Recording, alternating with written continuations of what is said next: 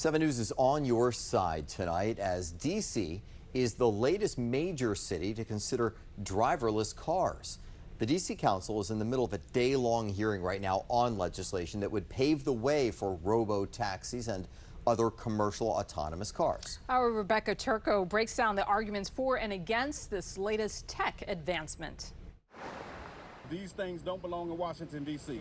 People who drive for a living lined the Wilson building, urging council members to pump the brakes on driverless cars. If these autonomous vehicles operate in D.C., drivers like me will see fewer rides and less pay. The council is considering legislation that would allow commercial autonomous vehicles, like robotaxis. The company Waymo already has a major stake in the district, spending the past 2 years validating its driverless tech with test drivers behind the wheel on standby. There are, of course, very unique things here. Spontaneous motorcades, significant physical security infrastructure.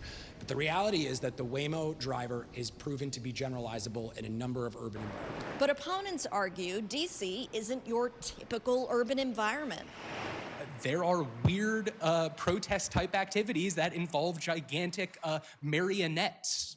Are they trained on that type of activity? Are they going to be able to adequately recognize what the object in front of them is and safely stop? Opponents express concerns about safety and the potential for robotaxis and driverless cars to replace jobs. I feel like I do my job very well, and I don't think I need anybody to come autonomously do my job for me and potentially put my job and my livelihood at risk. Waymo says autonomous vehicles would bring hundreds of jobs to the district to maintain the fleet, and that they're committed to hiring D.C. residents. The number of jobs is very much dependent on how big of a service that Waymo is permitted to launch here in D.C. The legislation puts limits on companies' fleets, phasing in their deployment.